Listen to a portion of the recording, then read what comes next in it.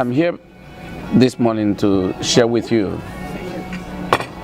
the experience that set the fire of what we know today as a hill on. This was like, we all come from different places.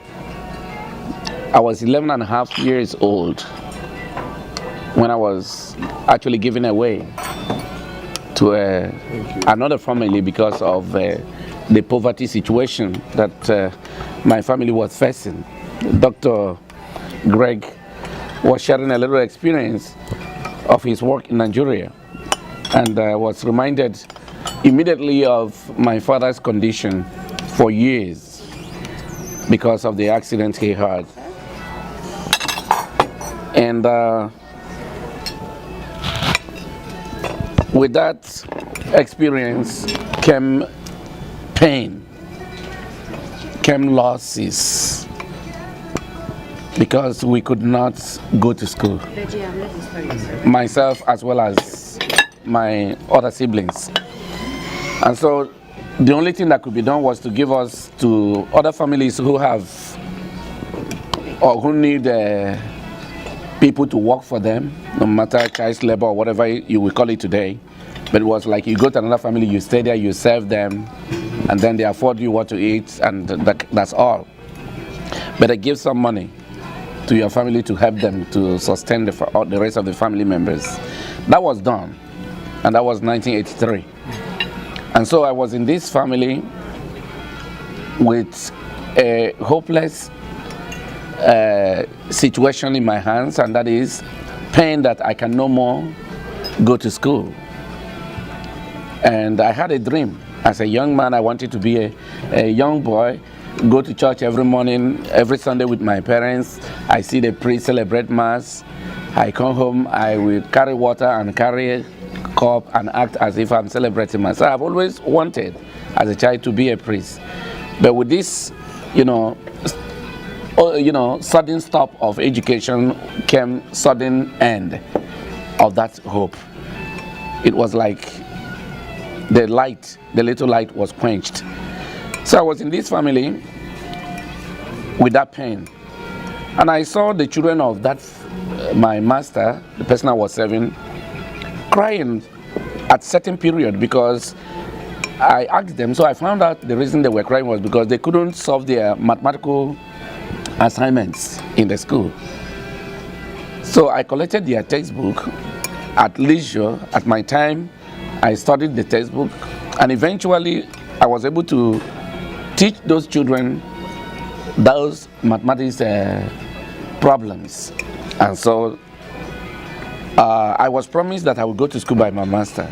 That gave me joy. So on one occasion I went to church and I heard about seminary examination.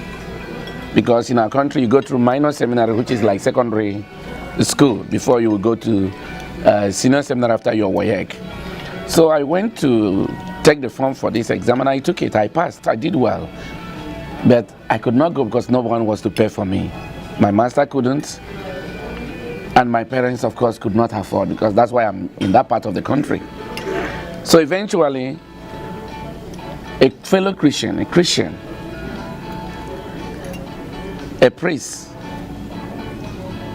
after the novena prayer to St. John Bosco that I did, and all I asked God was, if it is His will that I be His priest, since I was desiring that I need somebody to send me to school to pay for my school fees, and that my promise was that I was going to spend the rest of my life serving the poor and the marginalized.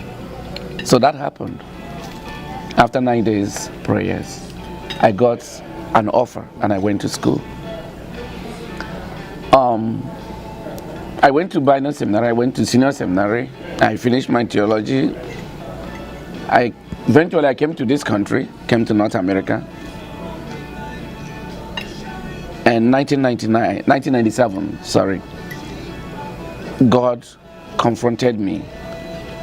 Because both my stay in Canada, I was on scholarship.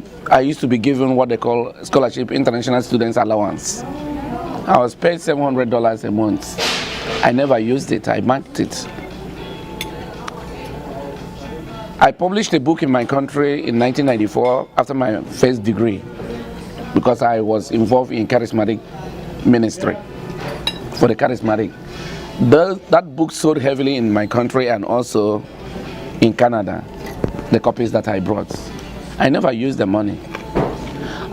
Because of my knowledge in mathematics, what you call calculus, I taught grade 13 students in Canada for 6 months. They paid me.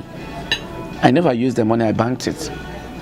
So when I started this writing and publishing things and speaking in public about the poor and the marginalized, which was in my heart, in 1997, July 17th, before the Blessed Sacrament, as nothing was happening, I went and prayed.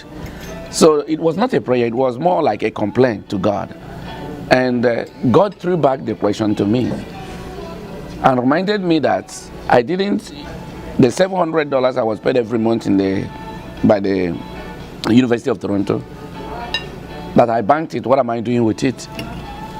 And that the money that I collected, I was paid on the books that I banked, and the money that I was paid on teaching calculus mathematics in Canada, I banked. What am I doing with it?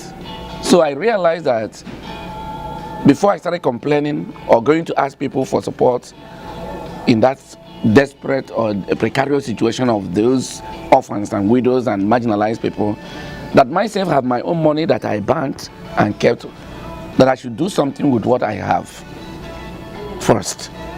That was the birth of Water for Life, which has turned to what we know today as HEAL. I withdrew the money. I started paying for orphans to go to school, drop out young boys and girls to take the exams and go to university. I started building house for widows. I was still in this country when this thing was happening. Until when I finished and went back in 2001, I now went into the bush where I built a house that you can see in the pamphlet that is in the envelope you have. It is this that I did. Started gathering children because the money I had was now dwindling, was going down completely. So I couldn't afford to pay for the children, and the education in my country at that time was very, very high.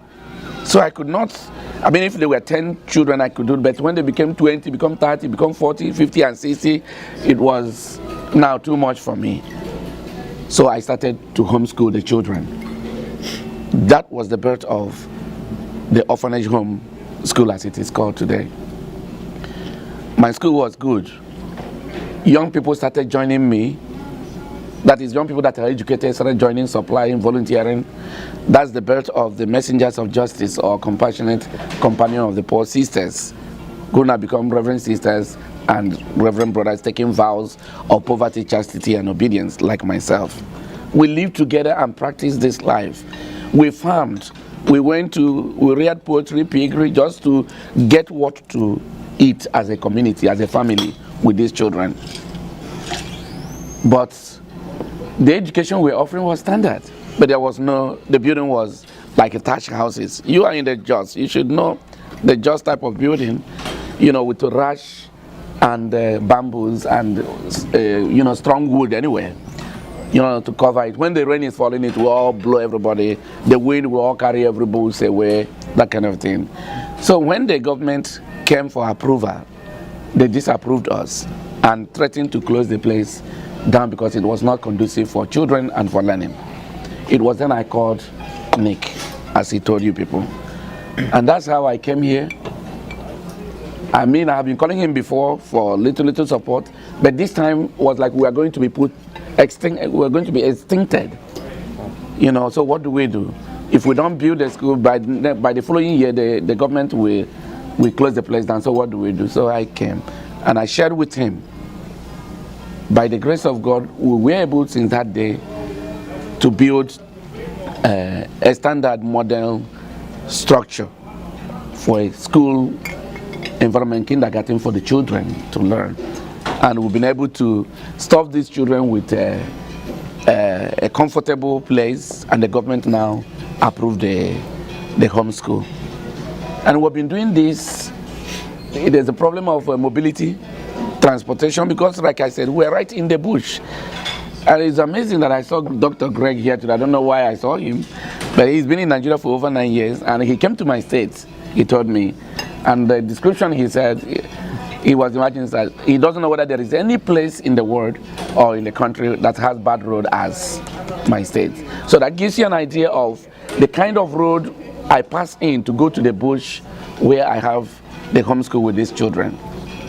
And sometimes when they are sick, to rush them out, which is why I'm crying for help, to rush them out to the village or to the city where they will get medical attention, or to visit other places of learning, was very difficult. And by the grace of God, we were able to receive an assistance from Brother Richard of a donation of a bus, which is now serving those children, moving them both to a learning site and a hospital emergency, and even to church, and drawing our attention to ministry. I don't know. It's amazing what we have done and what we are doing, and the ministry that we intend to do in order to bring a stable lifestyle that can become subsistent and creative in the life of these children as leaders and as entrepreneurs, to manage their own life by what we're teaching them and by what we're doing with them. So right now, and the reason for my coming to States this time is the urgent need we have with Boko Haram stuff and the problem they are doing in Nigeria. Since 2009, over 10,000 people have been brutalized, killed, cities burned, churches burned. And where we are living, some of the children from those places are also with us. A sudden attack. And then we also need volunteer workers, like I was sharing with Dr. Tu, who can come and help us with medical attention, psychological attention, because these children have all passed through terrible trauma, to help them, both the widows and the orphans. So a place where they can stay, a shelter where the missionary volunteers can stay within the period they are rendering us their skill and services. It's estimated to cost us about $140,000 to build, ranging from design, construction, to electrical installation and furnishing. We don't know how, and I don't know how this will be done, but I hope and I pray that the work we are rendering and the prayer that we are praying, that God who started the mission, will also raise and touch men's hearts to be able to come to our aid for the realization of this urgent project for the good and well development of this mission that is after the heart of the poor, the orphans and widows in my country. Thank you. Thank you. Thank you.